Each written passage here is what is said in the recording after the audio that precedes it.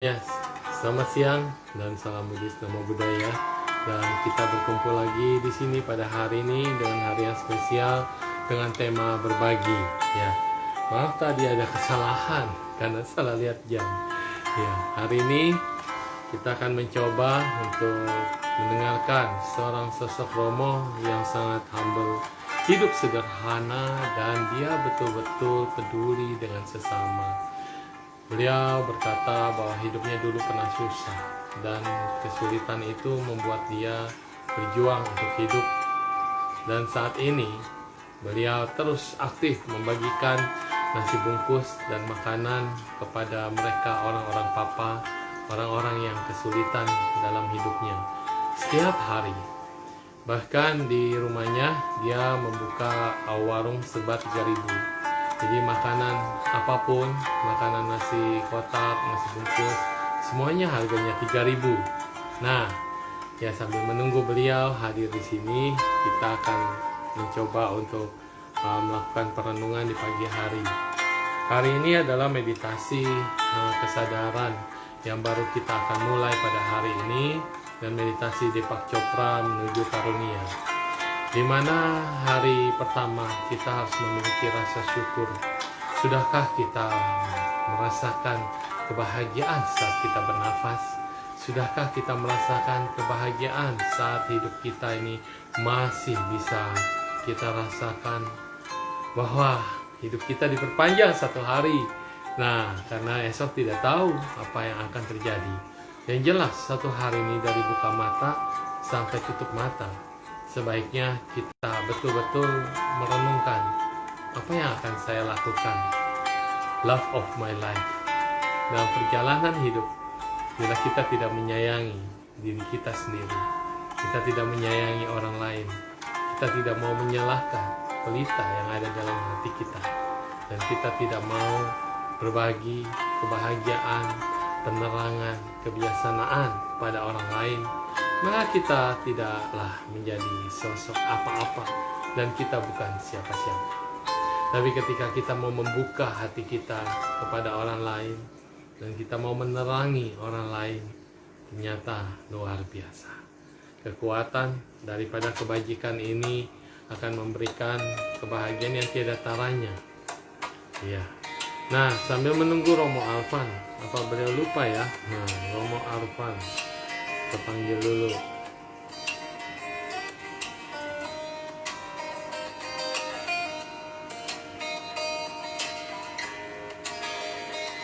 Ya, oke.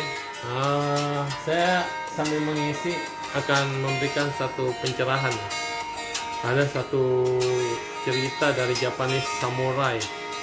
Japanese samurai mengatakan bahwa ketika dia telah berhasil mengalahkan banyak orang dengan satu tebasan samurainya, dan dia bisa mampu mengatasi segala perampokan, kejahatan, dan semuanya, dia merasa tangannya penuh darah. Dia merasa samurainya sangat tajam. Dia merasa dia telah menjadi pahlawan. Tetapi yang terjadi adalah ketika dia masuk ke dalam wihara, ketika dia melihat dirinya di depan Buddha yang sangat tinggi sekali, dan dia merasa darah itu melumuri tubuh dia, darah itu melumuri hati dia. Dan ketika dia mendengar suara tangis di sebelah orang yang lagi berdoa dan mengatakan, tolong saya, hidup saya sudah tidak berarti lagi, saya terkena HIV, dia langsung ada orang mati di tangan dia dengan pedang dan samurai. Di sebelahnya saat ini lagi berdoa adalah orang yang tidak pernah dibunuh, tetapi darahnya sudah mengandung virus HIV dan akan mati begitu saja. Dia seketika tercerahkan dan dia berkata, I'm a samurai warrior, connection and have blood connection, the short of things. Tapi ketika dia melihat yang lain, darah yang berlumuran ini, dia langsung mengatakan, orang-orang yang tidak bersalah aku bunuh. Tapi orang yang melakukan perbuatan asusila, dia tidak dibunuh, tapi dia akan mati sia-sia. Jadinya dari sini dia langsung kembali merenung bahwa kebasan samurai membela kebenaran, kemenangan sebagai seorang pejuang, kemenangan sebagai seorang hero, bukanlah pemenang kehidupan. Pemenang kehidupan itu ketika kita sudah mampu menaklukkan hawa nafsu, mampu menaklukkan lawan yang tidak terlihat, yaitu diri kita sendiri. Saat orang sedang senang-senang, tidak ada yang ingat tentang kematiannya. Saat orang dibunuh, keluarganya meraung-raung dan ingin mengucapkan dendam. Tidak ada doa dari orang yang dari keluarga yang dibunuh itu yang rela dan ikhlas kehilangan orang yang dicintai. Jadi disinilah pelajaran kehidupan kita itu membuat seseorang itu jadi berpikir bahwa membunuh orang, melukai orang, membasmi orang lain bukanlah kemenangan sempurna. Kemenangan sempurna adalah saat kita mampu menaklukkan diri sendiri. Kemenangan sempurna adalah saat kita bisa mengalahkan hawa nafsu kita. Kemenangan sempurna saat kita bisa menjaga diri kita. Ya, sepertinya Romo Arfan belum bergabung dengan kita di sini. Ya, kemana ya beliau? Oke, kita lanjut. Jadi kehidupan ini fana. Kehidupan ini tidak jelas. Kehidupan ini membutuhkan satu komitmen. Komitmen di dalam kebaikan. Komitmen di dalam perjuangan. Komitmen di dalam belajar. Kita harus belajar, apapun itu. Ya, selamat pagi semuanya. Nah, Romo Arfannya belum datang ke Wandi ya. Halo Romo. Kita udah mengudara. Romo di mana? Oh, jam 6 apa? Sore. Oh, jam 11. Oh, lagi di jalan. Oh, ya udah, nggak apa-apa. Tugas dulu aja. Nomor 1 ya. Kita ganti dengan Cimardika aja hari ini ya. Terima kasih Romo. Ya, minta hut. Nah, ternyata betul saja Romonya sedang bertugas. Jadi, wah, harusnya ini di-keep ya, tapi ternyata Romo berhalangan. Dia pikir jam 6 sore. Tayangan jam 6. Ya, jadi hari ini sibuk ngantar makanan. Ya, kita undang Ci Marjanti Sandika. Ini adalah pahlawan juga yang selalu memberikan penerangan juga kepada yang lainnya.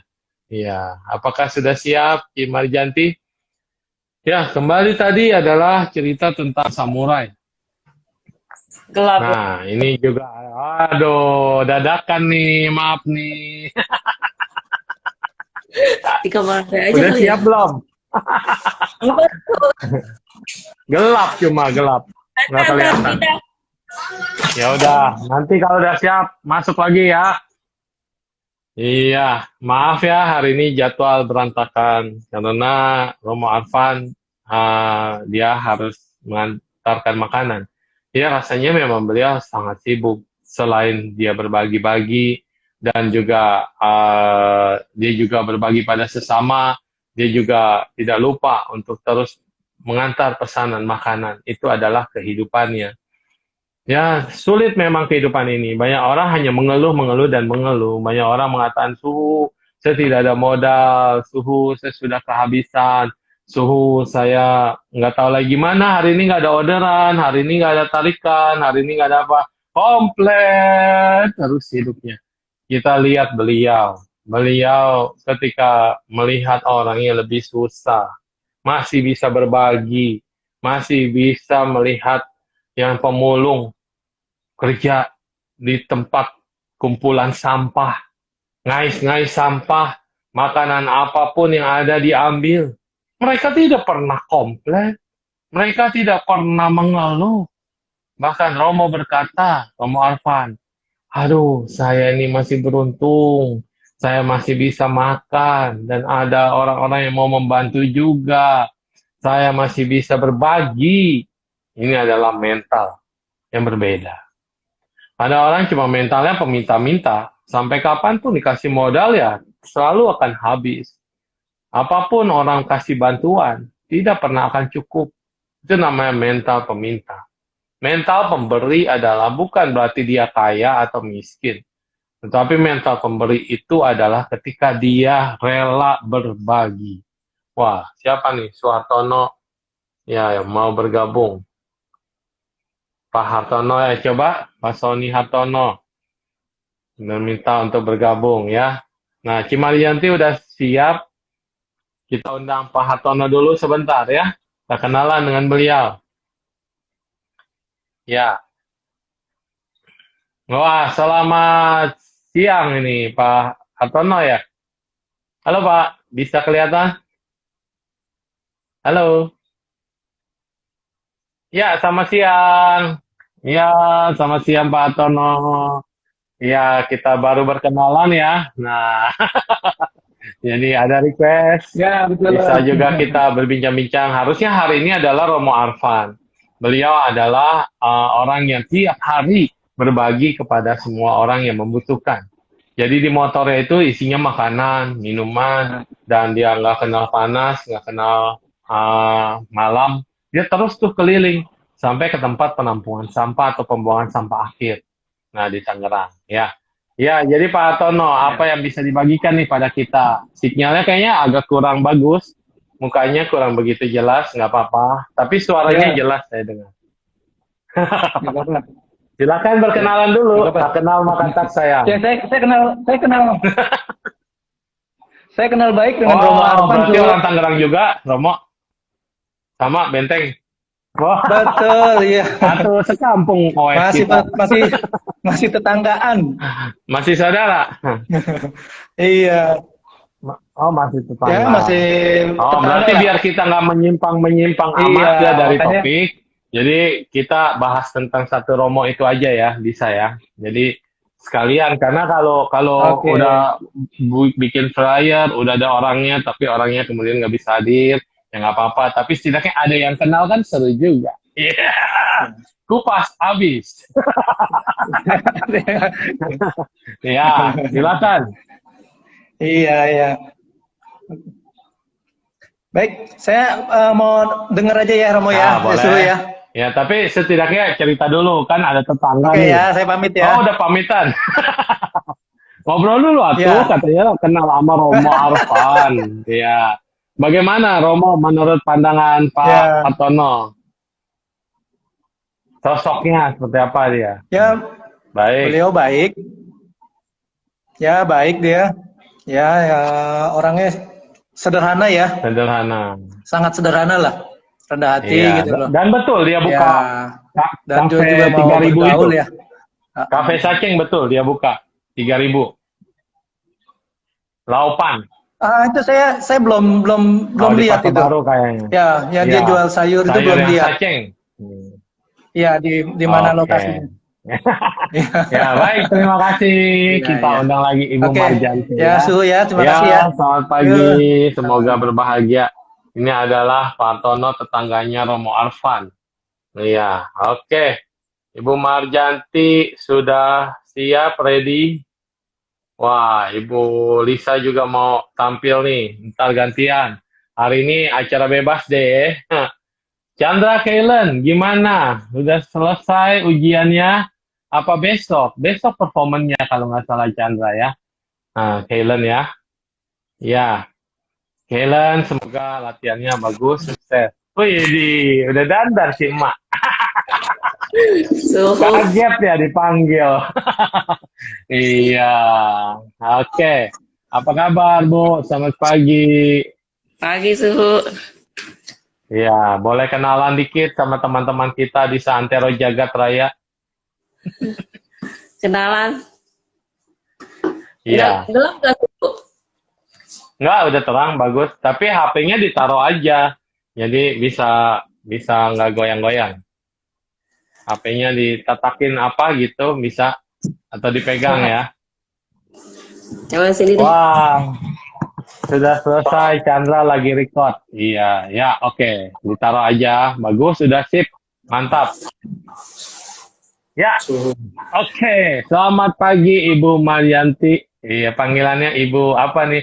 Ibu Mar, Ibu Yanti, Ibu Sadika, Ibu Dika. Banyak panggilannya. Coba kenalin diri dulu. Ya, Perkenalkan nama ampun. saya Marianti. Sadika itu Iya, nama wisuda tuh. nama Wisudi. Iya, artinya adalah yang punya keyakinan. Eh, bukan, Bukan. Iya, apa bukan. tuh artinya? Artinya suka menolong. Ah, betul sekali. Tepat ya, sesuai dengan orangnya. Orangnya suka menolong. Ya, hari ini harusnya Romo Arfan ya, tapi katanya dia lagi sibuk. Jadi kita bahas sedikit aja ya tentang beliau. Kan kenal dong pasti. Perkenalkan Kenal beliau ya. saya sering beli sayurnya. Iya, betul. Sayurnya saceng Betul. yang laupan. Betul ya. Jadi dia betul-betul untungnya dari mana kalau kayak gitu. Bisa jual sayur harga 3.000. Kalau Isinya satu jual macam sayur apa udah ada lauk? satu Hmm. macam, misalnya Satu telur macam balado, sayur 3.000. Ya, mm-mm, tiga telur ribu. balado, tempe orek, Hmm. macam-macam sih. Ada kentang balado, ada sayur Oh. kangkung. Jadi itu Satu, campur-campur 3.000. Apa enggak, satu macam 3.000? satu macam 3.000. Oh, kalau telur aja 3.000, Ya, orek 3.000 gitu ya. iya. Oh ya ya ya. Tapi Saya kalau beli pikir dua, benar-benar sama. Ah, kalau beli dua 5.000 beli dua 5.000. Ya, betul-betul diskon. terjangkau lah ya, berarti ya. Diskon. Iya. Tapi nasi dapat nggak? Nggak. Beli sendiri Enggak. nasi. Ya, Nah, oke. Itu adalah warungnya. Warung beliau, satu macam sayur 3.000, dua macam sayur 5.000, tambah nasi paling berapa jadinya? Ciceng kali ya 7.000 ya. ya. Kalau saya belinya Ya, sayurnya aja, nasinya nggak beli. saya oke, sayurnya aja. Berarti masih betul-betul terjangkau. Karena kalau misalnya orang cuma punya uang 3.000, dia bisa beli telur aja atau satu sayur sama nasi udah cukup ya. Nah, ini Iya, di musim pandemi ini banyak orang yang kesulitan, tapi masih ada yang peduli juga sama orang lain, sayang sama orang lain, mau berbagi sama orang lain. Dan beliau juga sekarang tiap hari rutin nganterin makanan untuk dibagi-bagi, ya. Dan iya, masih tetap membangkitkan dirinya untuk keluar masuk wihara yang di pedalaman-pedalaman untuk sharing ceramah dharma dan juga sama Ibu Marianti kali ya ke lapas gitu masih pembinaan juga masih ya Romo ya. selama pandemi ini nggak pelayanan tuh. Oh udah nggak ada. Oh Iya, jadi tutup di dalam nggak ada pelayanan sama sekali. tutup. Jadi Tapi yang di lapas anak wanita itu dari bulan Agustus udah mulai. Jadi seluruh lapas cuma dia doang baru satu. Yang yang lainnya di belum. mana? Yang Yang di di Tanah dekat Tinggi, SMA 2 situ. Oh Tanah Tinggi eh, ya betul. yang Wanita dari ya lapas wanita. yang di pinggir jalan yang putar balik ke arah Tangerang lagi. Yang Oh sampingnya ya gedung ya oke. Nah bisa di sharing dong Ibu Marianti ini selama ini bisa aktif banget untuk di lapas kepemudaan, lapas wanita, sama lapas anak-anak belum ya kita ya? Nggak ada ya? nggak Lapas ada. anak-anak nggak ada ya? Baru dua ya, pemuda sama wanita ya? Anak Sama pria nggak? Cipinang? Cipinang ya, Cipinang rutan juga? Cipinang. Oh, Rutan Cipinang. Berarti tiga dong, pegang tiga ya? Eh, ada 5 tuh. Wih, di mana lagi dua? Kan Tangerang kan anak dua. wanita, lapas anak wanita satu, Ah, lapas ah. perempuan yang suhu suka datang itu satu, dua Oh, kan. itu. Nah, Wisaka iya, Geraha itu wanita. Anak iya yang wanita, suhu, anak-anak. Ya, tapi isinya sama, isinya mama. Ya, namanya doang. satu lagi Rutan pemuda, Cipinang, lapas pemuda, enggak, Cipinang. lapas pemuda aku enggak. Oh, Cipinang, dua lagi apa? Rutan Cipinang, Ya, Oh, Cipinang ada 2 ya? Iya, rutan sama lapas saya Oh. bantu. Oh, ya, ya, ya. Lutan 1, lapas 1. Berarti satu lagi masih ada 1 nih. Apa nih? Waktu itu Pondok Bambu. Oh, Pondok Bambu. Saya belum pernah ke Pondok Bambu. Iya, Pondok Bambu. Nah, Ibu apa landasannya nih mau terbantu? Jarang banget orang mau lo terjun ke lapas. Takut, ngeri. Saya juga baru-baru itu diundang sama si Acong ya. Nah, tapi kabar beliau bagaimana ya? Semoga kita doakan selalu sehat ya. Nah, Iya, semoga terbebas ya dari aduh, penyakitnya. sadu, Ada sadu. kemajuan. Iya, gimana tuh Ibu pertama kali? Nggak takut apa? Kan Enggak sih. orang-orang paling menghindari itu tempat. Nah, ini Enggak. benar-benar jas baunya Buddhis nih. Yang membela kebenaran dan memberikan cahaya pelayanan di penjara. Gimana pertama kali perasaannya apa tuh? Biasa aja waktu Pertama kali. 2012 ya. Kan udah lama itu dari 2012 itu Acong kan ngajak kan. Waktu itu belum mulai. Iya. Baru Hmm. mau kan butuh relawan. Butuh relawan terus Acong ajak saya. Ya. Jadi Enggak itu sih, enggak pertama takut. kalinya nggak takut ya? Enggak, Di biasa wanita aja. ya? Iya, biasa aja. Karena sebelumnya waktu sebelum mulai pelayanan saya pernah Oh, beberapa kali ke diajak-ajak. lapas. Iya, waktu itu besuk besuk di lapas Hmm. Pisakagara itu pernah, sama Ya. di Tangerang Baru pernah juga gitu. Jadi pernah masuk sebelum mulai pelayanan itu udah pernah masuk lapas. Oh. Jadi udah tahu Kunjung, gambarannya. Iya. iya cuma kunjungan. Sekarang betul-betul totalitas betul-betul mengisi. Saya juga awal-awalnya juga udah tidak seperti yang kita bayangin, ngebayanginnya mah udah waduh ini kayak di film-film nih. Terus kita masuk dikerumunin atau diapain, tanya begitu masuk tidak. Karena pada Enggak, dasarnya yang lebih jahat bukan yang ada di dalam penjara, Bapak Ibu Saudara sekalian. Yang iya, lebih jahat adalah kadang-kadang kita. Kita yang di luar adalah penjahat yang tidak ketahuan. Kita yang di luar ini batinnya ini selalu berperang antara kebaikan dan kejahatan. Berdusta tanpa kita sesali, memfitnah tanpa kita sadari. Nah, ini adalah kejahatan lewat ucapan. Belum lagi kadang-kadang kita juga mencuri, anak ngambil uang di laci orang tuanya, main ambil aja nggak pakai permisi, nggak menanya lagi, itu juga enggak mencuri. kuat. Nah, iya, nggak minta, nggak apa. Nah, tanpa disadari begitu. Terus kita juga suka melakukan hal-hal yang ya tidak ketahuan orang lain lah. Itu namanya kejahatan. Yang ada tetapi tidak ketahuan. Sedangkan mereka adalah yang ketahuan, ketangkap, dan masuk di dalam situ. Tapi di dalam situ adanya hanya penyesalan. Waktunya jadi lama banget ya. Mereka banyak yang nggak sabar tuh. Katanya menghitung hari, bener-bener nggak sabar banget pengen keluar. Iya tuh kata Cimeci, nggak deg-degan banget waktu itu tahun 2009 di Barenglang, Batam. Iya, karena mereka ini adalah sosok yang baik sebetulnya. Semua orang itu nggak ada yang jahat. Semua itu pada dasarnya baik. Tetapi karena salah jalan, karena Betul. salah pergaulan, karena keperosok atau ditipu. Sehingga masuk ke dalam sana. Nah, ada banyak cerita ya. Boleh dibagi nggak sharing sedikit yang paling menyentuh apa ya? Cerita yang paling menyentuh. Cerita yang paling menyentuh. Iya, Waktu baik. nemenin binaan Iya, boleh diceritakan. dia kan sakit tahun kemarin ya. Mm-mm. Sakit, ada batu di kantong empedunya. Ya, batu. Sakit kan, terus butuh Ya. operasi. Sebenarnya dari lapas juga bisa sih. Cuma karena Oh, itu sifatnya urgen kan. ajan Jadi ya. saya Bahaya bantu, juga lagi. ya, saya Bantu bantu. keluar, Iya, dibawa keluar.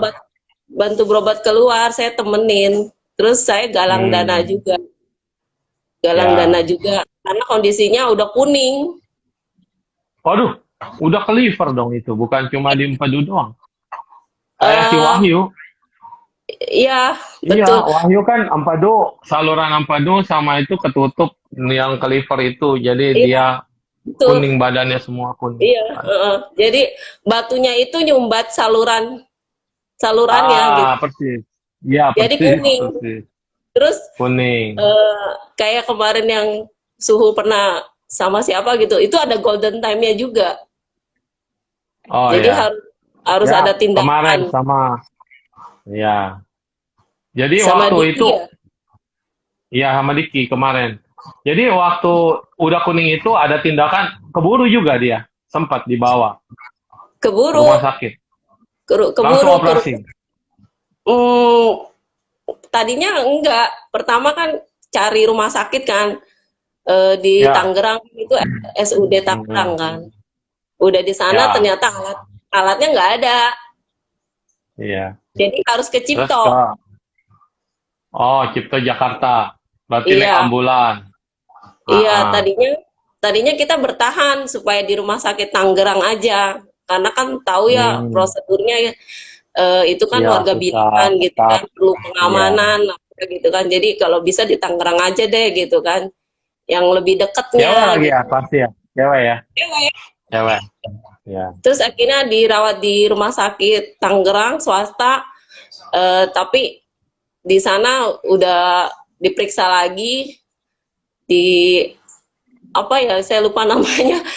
Akhirnya nggak bisa di RCP kalau nggak salah ada di apa MRC apa apa gitu terus Ya.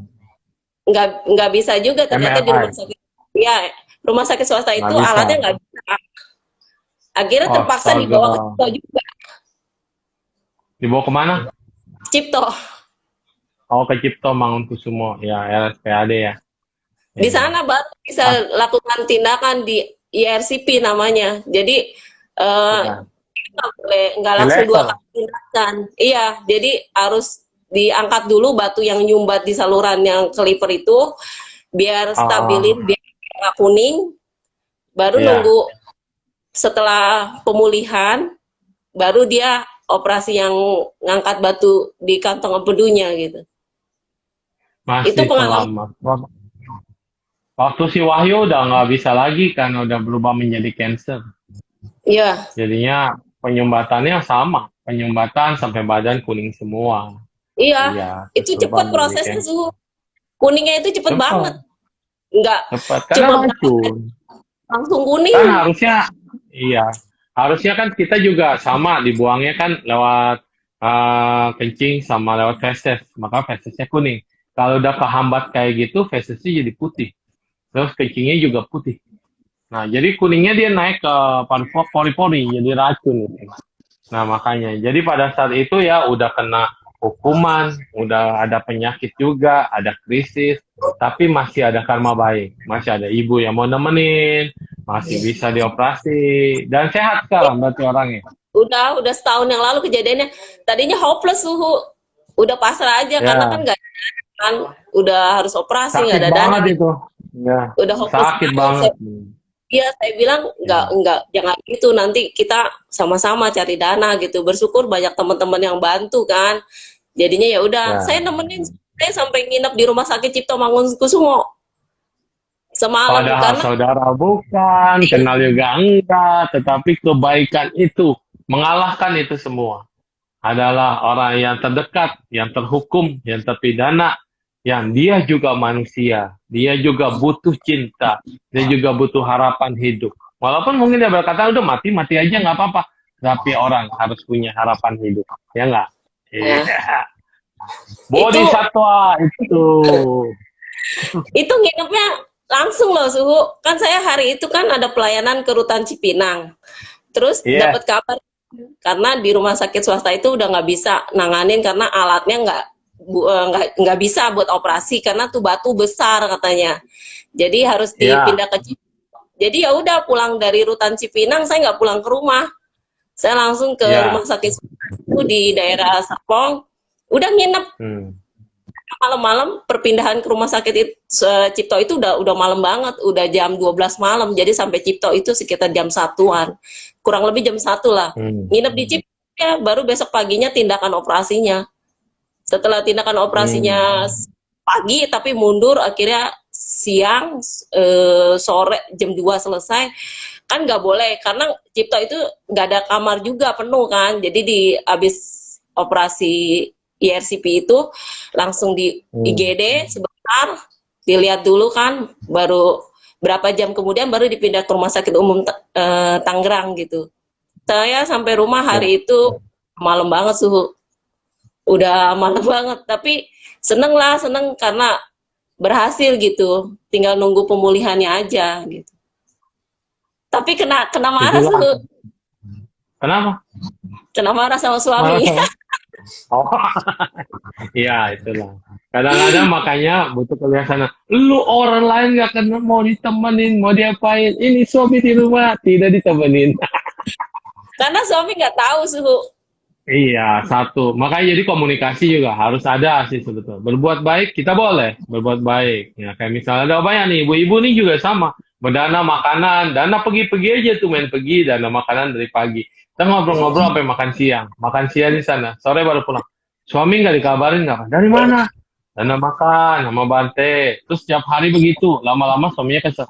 Bante diurusin. Ini rumah kagak diurusin. Nah, jadi berbuat baik kita harus punya kebiasaan. Jadi harus ngomong dulu, komunikasi dulu, rumah beres dulu, suami oke dulu, baru kita tindak. Ada tindakan yang memang urgent. Tindakan yang urgent tapi memang kebiasaan itu juga harus perlu ya. Kita harus ngomong, ini ada yang sakit, maaf saya harus melayani. Gitu. Jadi suami juga senang. Nanti cerita-cerita sama suami. Ya Nggak nggak apa-apa sih, apa-apa dimarahin mah. Iya. aku nggak tahu. Karena dia kan nggak tahu, suami saya nggak tahu kalau Iya saya yang takut kenapa-napa. nggak tahu karena saya yang pegang galang dananya itu kan saya yang pegang gitu kan. Jadi kan saya yang Iya, harus berorganisasi rumah tanggung sakit jawab. gitu. Betul. Nggak mungkin Iya, betul. kita kumpulin kita kasih ke orang lain kan nggak mungkin gitu. Jadi bener-bener gitu. Nggak masalah sih setelah dikasih tahu ya udah suami ngerti. Akhirnya suami juga Iya, jemput dia saya di rumah sakit malam-malam itu. dia takut kenapa-napa, diculik orang, ada diculik suami orang, repot entar. Kagak ada Itu apa-apa. rasa cinta dan sayang. Betul. Nggak apa-apa, itu namanya cinta dan sayang. Ini ada buku yang keajaiban ya, Miracle ya. Nah, Miracle. Ini di sini ada orang yang memang sakit, terus juga udah gitu, yang pokoknya dia menderita banget sih, seumur hidupnya apes terus. Nah, di sini ada cerita tentang Kristi ya. Kristi itu kayak Ibu Marianti gini ya. Nah, Kristi adalah murid dalam sekolah kehidupan di bumi ini. Maksudnya, ibu juga murid dalam sekolah kehidupan. Nah, dia bilang, dia selalu memancarkan cinta dan begitu banyak hal kepada banyak orang. Di kehidupan masa lalu dia, ternyata dia juga begitu. Ini adalah satu kesinambungan yang terus dia lakukan untuk memupuk kehidupan dan mempersiapkan tantangan hidup ini. Pada masa lalunya, dia sadar bahwa tidak ada orang yang benar-benar acak-acak. Tidak ada orang yang tidak tahu arti tujuan hidupnya. Cuma saat itu kebanyakan kita nggak ngerti, sehingga kita banyak hutang dan piutang sama orang. Maka kehidupan sekarang, saatnya kita membalas. Ketika dulu kita banyak dibantu sama orang, maka kehidupan sekarang kita harus bantu banyak orang. Ketika kita mengatakan peristiwa-peristiwa yang lalu, sekarang, dan yang akan datang itu tidak ada sinkron, itu tidak ada kehendak yang kuasa, itu tidak ada itu hanya kebetulan, itu tidak ada hubungan karma, maka ini orang belum mengerti hukum alam dan hukum kesunyataan. Kalau kita mengerti bahwa semuanya adalah ada alasan dan sebab dan akibat, ada waktu, ada makna, dan muncul membuat jiwa-jiwa semua orang menjadi cinta. Nah, jadi ini yang disebut dengan tugas. Saat ini kita punya tugas apa? Lakukanlah tugas kita dengan sebaik-baiknya, dan kalau kita bisa bantu orang, lakukan itu dengan tulus, dengan pelayanan yang sesungguhnya, karena kita ini saling membagi, saling memberi. Karena dulu kita pernah kurang baik sama orang, saatnya sekarang kita lebih baik sama orang. Dulu kita banyak menyakiti orang, saatnya sekarang kita memberikan kebahagiaan pada orang. Hidup ini kan terus-menerus. Semua ada akibat, kan ada sebab. Nah, maka daripada itu, Ibu yang terus berjuang menemani penceramah, menemani orang yang mau melakukan pelayanan di wihara. Tanpa sengaja kita juga mendengarkan wihara atau baktian. Mengikut kebaktian, mendengarkan ceramah di wihara, itu juga membangkitkan semangat kita, menyalakan lilin kita. Yang diceramahin mungkin para narapidana, tapi kita yang datang, yang hadir di situ bersama-sama dengan para narapidana melihat tidak ada orang yang 100% jahat. Tidak ada orang yang 100% juga baik. Dia jatuh ke situ karena kesalahan dan karena ketahuan. Sedangkan yang berkeliaran di luar itu banyak banget penjahat-penjahat yang bertopeng.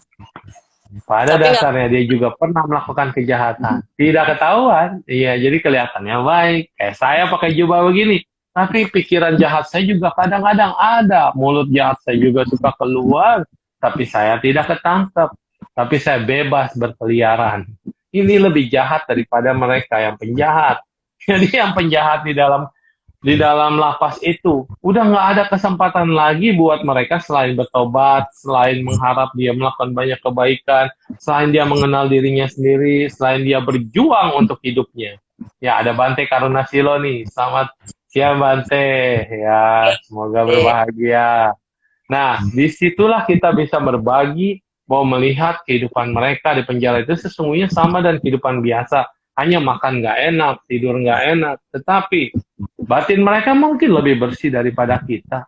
Karena mereka tiap hari membersihkan batinnya, sedangkan kita tiap hari menambah kekotoran batin kita, menambah kebencian, menambah kekesalan, menambah ketidakpengetahuan kita, menambah ketidaknyamanan kita, gontok sama orang, kesel, dendam, benci. Ini adalah sampah kejahatan yang terus tertimbun di dalam diri kita. Nah, sedangkan yang lain kan melakukan kebaikan karena bertobat. Jadi pertobatan ada nggak sih dalam agama Buddha? Yes, ada. Saat kita mau mengakui kesalahan, saat kita tidak mengulang kesalahan, dan saat kita melakukan lagi lebih banyak buat pengenalan diri sendiri. Ada banyak waktu buat meditasi, ada banyak waktu buat baca parita, ada banyak waktu buat berbagi. Betul ya, Bu ya? betul. Saya kadang mau nangis loh kalau di dalam situ. Melihat mereka itu baca doa, baca liamkeng, parita. Merdu banget. Itu lebih merdu dari suara dari wihara-wihara yang cuma wiharanya ada, umatnya banyak, tapi nggak pakai hati. Kenapa? Mereka itu betul-betul pakai hati. Ingin keajaiban, ingin sesuatu didengarkan doanya. Betul-betul pakai hati. Itu getaran yang tidak sama. Coba deh sekarang ke wihara-wihara, dengerin mereka baca parita. Ada cuma baca parita hafal doang. Ada aba-aba. Hafal mulutnya tapi pikirannya ke rumah, pikirannya kemana.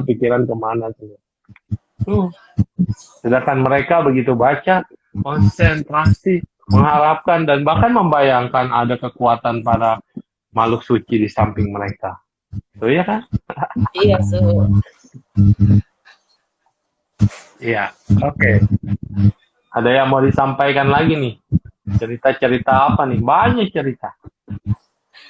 Banyak, Su. Seneng Ya, aja lah. lagi-lagi dong. Waktu Ya. itu, Su, waktu ikut jadi paduan suara yang Su datang nggak ya yang waktu Wisaka Gara Waisakan? Iya. Itu saya ada acara bareng bentrok nggak datang. Tapi ada lama Jikme juga datang kan di sana. Itu pernah ikut Kenapa, nyanyi WBP. Ah, Saya dikiranya warga binaan, Su. Kan ngundang tamu dari luar, Ibu-ibu Wandani. Nah, kebetulan Wandani itu salah satu yang kan nyumbang main angklung kan. Salah satunya teman mama saya. Itu sudah lama kan nggak ketemu, lama banget nggak ketemu. Jadi pas ketika selesai saya nyanyi bareng teman-teman warga binaan, saya turun kan. Terus saya ngenalin ada tante itu gitu kan. Saya samperin, tantenya langsung nanya, "Yan, kan saya dipanggilnya ya Yan. Yan, kok di sini sih? Kena kasus apa?" Dia pikir saya di penjara. Bukan tante, bukan. Saya bilang cuma nemenin dan nyanyi sama-sama karena kan paduan suara sekarang ya kurang personil gitu kan. Jadi ya udahlah, saya ikutan Hmm. ikutan Ya, nyanyi tapi gitu. paling banyak itu kita lihat jatuhnya di narkoba ya. Jadi kita lihat bukannya orang yang susah ya membunuh, bukan orang yang gimana, bahkan orang-orang yang mampu. Orang-orang yang kayak kita sehari-hari di luaran ini bebas, yang banyak uang, tapi salah pergaulan, make narkoba, dan ujungnya berakhir di sel dan penjara. Itu kalau Anda pemakai. Ada juga yang pengedar. Nah, jadi kadang-kadang penjahat itu yang mana sih sebetulnya kalau kita pikirkan? Kita yang di luaran yang udah berlimpah, udah berkecukupan, sudah kepenuhan lah semuanya ada, tetapi tidak ada kepuasan, tetapi kesepian, tetapi ingin melampiaskan dengan kebahagiaan yang sejenak itu dipikirnya benar-benar bahagia. Narkoba itu. Nah, itu yang menghancurkan.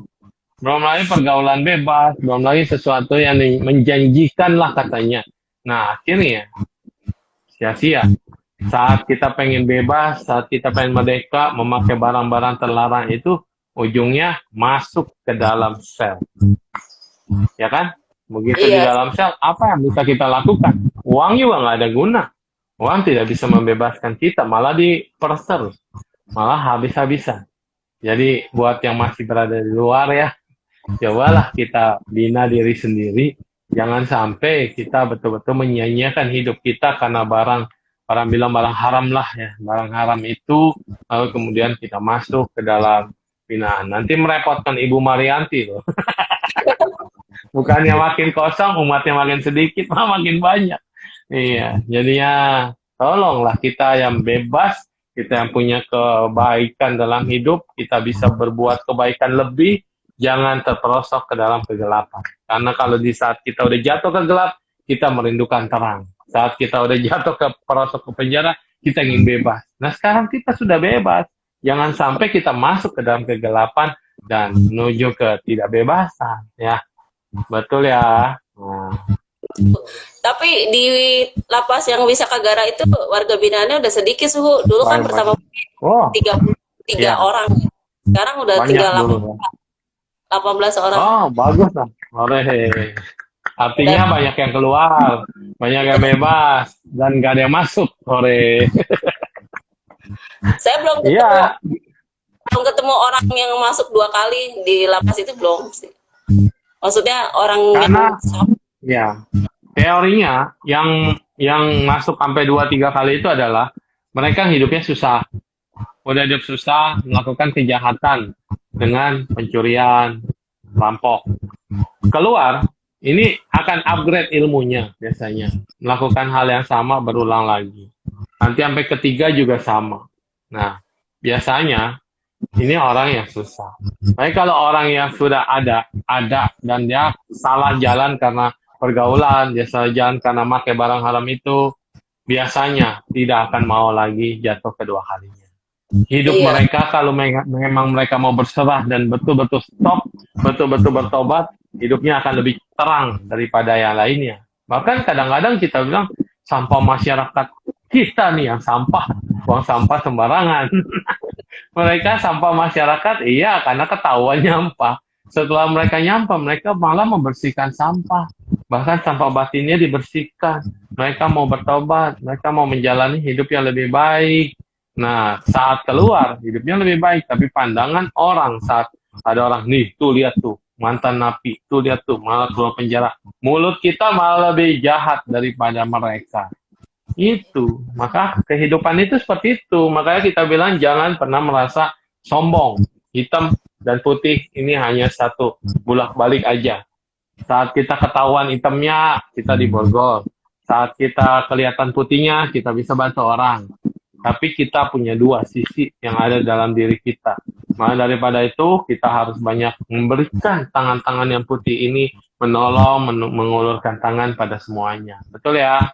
Kebahagiaan apa selama ini yang sudah nemenin banyak banget nih udah puluhan tahun? Bahagianya kayak gimana nih sekarang? bahagia banget su. Saya udah 8 tahun su. Iya. Oh, belum 10 ya? Iya, masih 8. Belum Bahagianya enak. gimana tuh? Soalnya di semua foto-foto penceramah pasti ada Ibu Marianti. Bahagia Senangnya banget gitu. bahagia banget. Apalagi kalau saya nggak datang sekali aja, dibilangnya saya udah nggak datang Ditanyain. bulan gitu. Padahal baru sekali gitu. Karena kan kalau pas lagi nggak enak badan ya nggak datang gitu kan. Saya pernah ikut Iya. keliling juga ke Lapas Karawang. Saya Oh, itu ada Lili Kerawang di sini. iya, Ada Ibu pernah Gosari Mulia Dewi. Iya. iya pernah sama Cilili. Pernah waktu itu pernah Boleh di sering-sering. Ya, pernah mereka sekali menantikan. ke Cikarang pernah. Oh, hebat ya. Luar biasa loh. Dulu saya di Fosien di Taiwan cuma ngelihat buku harian para biksu besar. Mereka itu masuk ke luar penjara, berceramah di dalam penjara, dan bisa menyadarkan orang. Banyak orang yang nangis-nangis ketika mendengarkan Dharma. Banyak orang yang merasa dia tidak dibuang. Banyak orang merasa dia sebenarnya bukan penjahat. Tapi dia salah jalan. Dia kegelapan, tidak tahu arah. Dan betul-betul bersujud, betul-betul bertobat, betul-betul dia berubah. Dan Master Singin mengatakan, kamu adalah bibit yang sudah diayak. Jadi udah kelihatan nih. Yang dulu kan banyak orang kan yang nggak tahu kamu nih sudah diayak, udah kelihatan. Artinya saat ini tinggal kamu sendiri mengayak atau menjaring mana batin-batinmu yang mau kamu buang. Buang itu semua di sini dengan pelatihan. Anggapannya ini adalah seperti monastik, seperti sekolah kebikuan. Kan di penjara juga kita nggak boleh kemana-mana, nggak boleh makan sembarangan, jalan harus berbaris, duduk harus tegak, terus sembahyang, kebaktian, sama nggak ada beda. Bedanya makanan mereka mungkin kurang enak. Nah, bedanya tidur mereka mungkin banyak nyamuk. Bedanya mereka mungkin tidurnya keras. Nah, tapi latihan dirinya sama. Jadi Master berkata apa? Anak-anak kita yang ini nih, dia masih ada enaknya. Kamu nih pelatihan diri yang kamu nih ekstrim banget. Anggap aja pertapa zaman Buddha. Pertapa-pertapa yang hidup di hutan itu. Kalau kamu berhasil menaklukkan dirimu sendiri dari kebencian, kesalahan, dan kebodohan, kamu mencapai kesucian duluan. Dia bilang begitu. Para narapidana nangis tuh, langsung bersimpu dan berkata, "Tase, ternyata ada cahaya." Ini cahaya itu bukan datang di saat orang-orang lagi happy. Cahaya itu justru datangnya dari kegelapan. Orang yang berada dalam kegelapan melihat cahaya setitik aja itu udah berharga banget dibanding orang yang sedang dalam cahaya. Dikasih cahaya berlimpah-limpah juga dia nggak ngerasain apa-apa karena dia hidup dalam cahaya, kata Tase. Mana yang lebih berarti? Kamu yang dalam kegelapan ingin mencari cahaya dan merasakan cahaya sedikit aja sudah sangat besar, atau dibanding orang yang berada dalam cahaya. Dia tidak akan memperoleh manfaat yang lebih daripada apa yang kita sampaikan saat ini. Nah, kamu itu sudah menyaring semua mana yang baik, mana yang tidak baik, mana yang ingin ditobatin, mana yang akan berubah. Ternyata manusia itu seperti itu. Ya. Jadi jangan pernah deh menganggap rendah orang-orang yang ada dalam tahanan. Mereka kadang lebih mulia dari kita, betul? Betul sih. Kasihan kadang kan kita kadang perlu diperhatiin gitu kan. Maksudnya perlu teman bicara, teman sharing gitu kan. Kadang banyak juga kan yang nggak dikunjungin keluarga gitu kan. Seenggaknya butuh perhatian lah gitu kan. Ya. Ada nggak yang udah keluar cari ibu?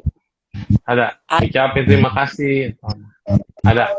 Nah, ngucapin terima kasih enggak aja sih enggak, tapi kita suka itu. Yang kemarin sama Cici Joli kan itu sama. Cici Joli kan sama kan, pernah ke Cipinang juga. Iya. Iya.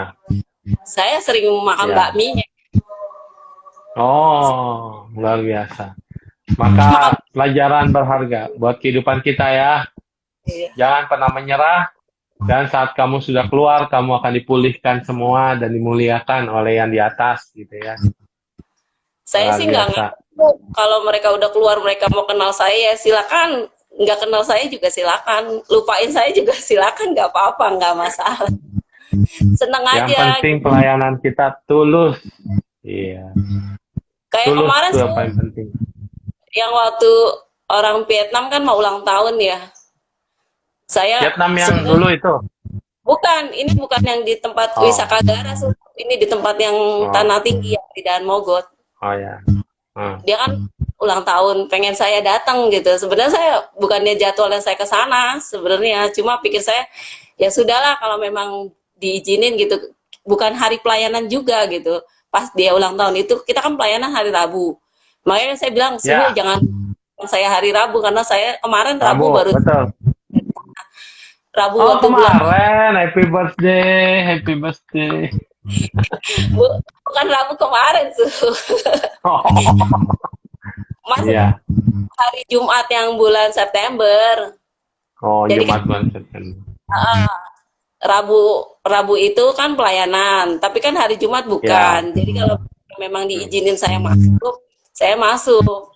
Jadi saya spesial datang sama saya ajak Dewi Susanti yang anak BY buat Ah, nemenin ya, ya, gitu. Dewi, tahu, iya. Belum tahu kan, belum pernah saya ajak ke lapas itu, saya ajak.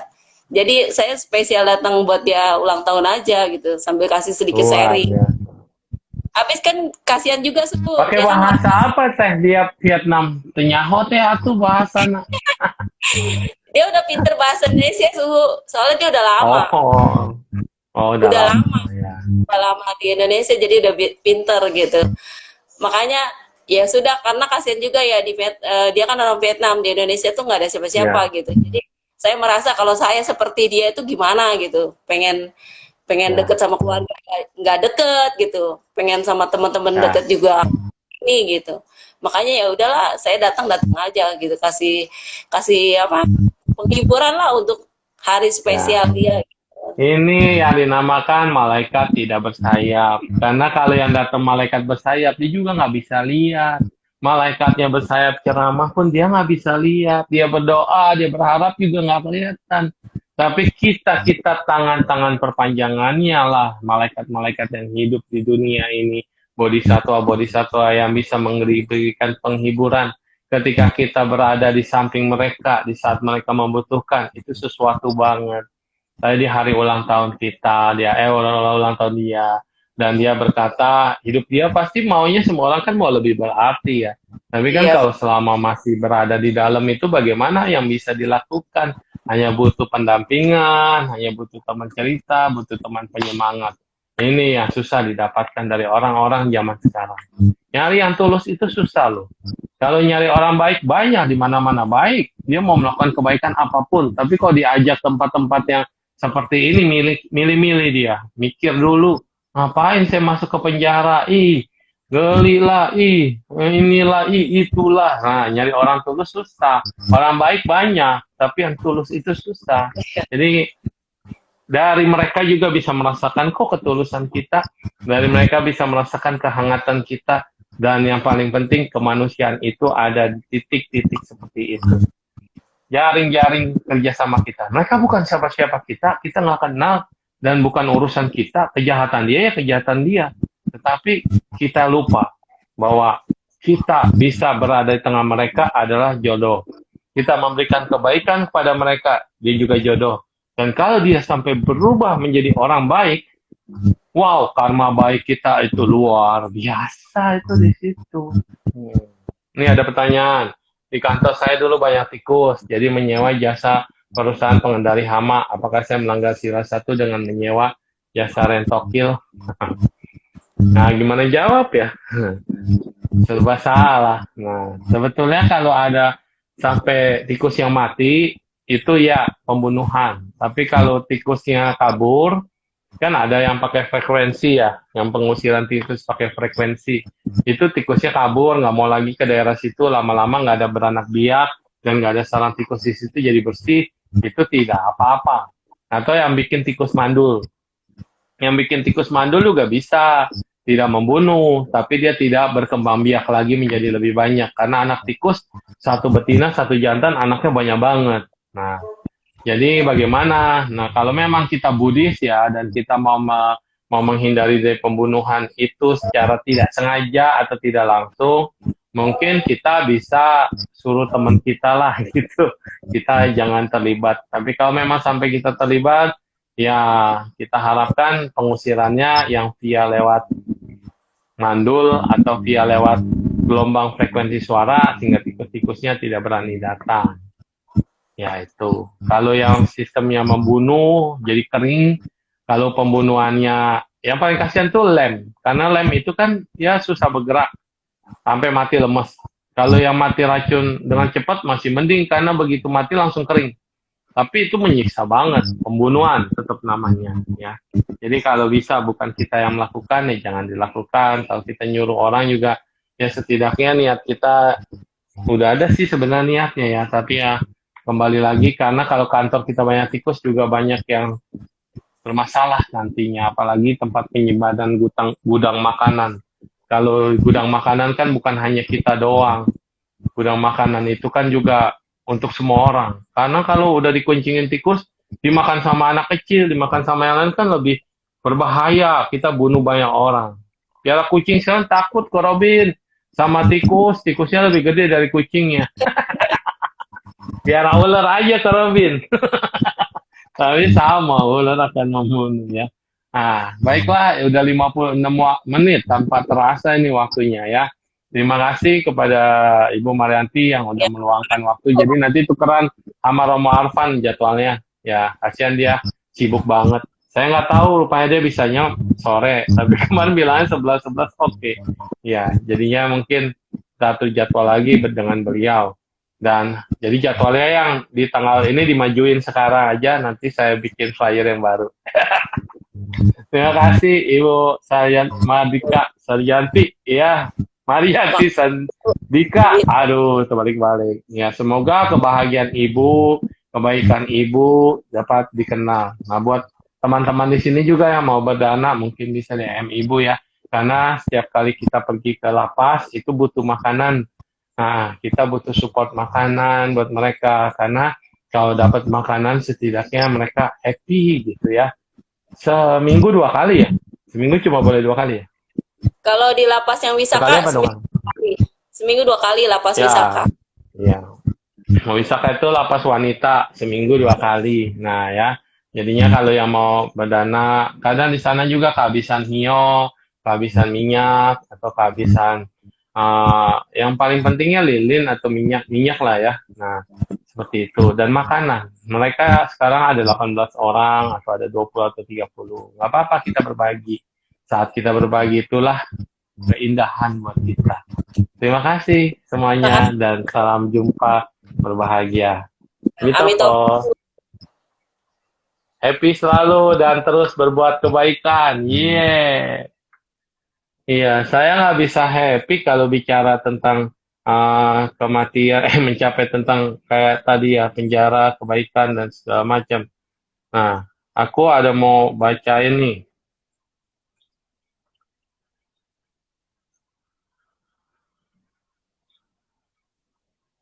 Ada satu buku yang bagus banget dan ini mau di-sharing kepada kita semua yang ada di sini dalam 2 menit ini. Mana ya kemarin udah di sini. Sebagian orang mengatakan mungkin banyak angan-angan, fantasi atau khayalan yang disebabkan oleh banyak faktor. Antara lain juga angan impian kita kekurangan zat asam dan merasa terasing. Bahkan juga ada yang disebut dengan pengaruh obat. Jadi ada yang bilang kematian, angan-angan, atau khayalan. Ada beberapa faktor yang Anda harus pertimbangkan. Yang pertama adalah ketika kita menemui gambaran pengalaman bahwa apa yang kita lihat, apa yang kita masukkan ke dalam hayalan kita atau impian kita tentang satu kebaikan, satu keadaan mewah, satu keadaan yang luar biasa, ini adalah vibrasi yang kita pancarkan untuk meraih itu semua. Tetapi itu bukannya sesuatu impian yang tidak mungkin terjadi. Bisa terjadi dengan syarat satu, tanamlah kebajikan apapun juga kepada siapapun tanpa kecuali. Jangan mikir-mikir panjang, ini dia bagus, itu dia tidak bagus, ini baik dan tidak baik. Lakukan dengan tulus setiap saat, setiap waktu. Dan disitulah kita akan merasa bahwa kebaikan adalah payung daripada perlindungan kita. Kebaikan ini pasti akan bermanfaat buat siapapun. Terima kasih atas semuanya dan semoga kebaikan kita yang kita lakukan setiap harinya bisa memberikan kebahagiaan dan muncullah impian-impian dalam kehidupan.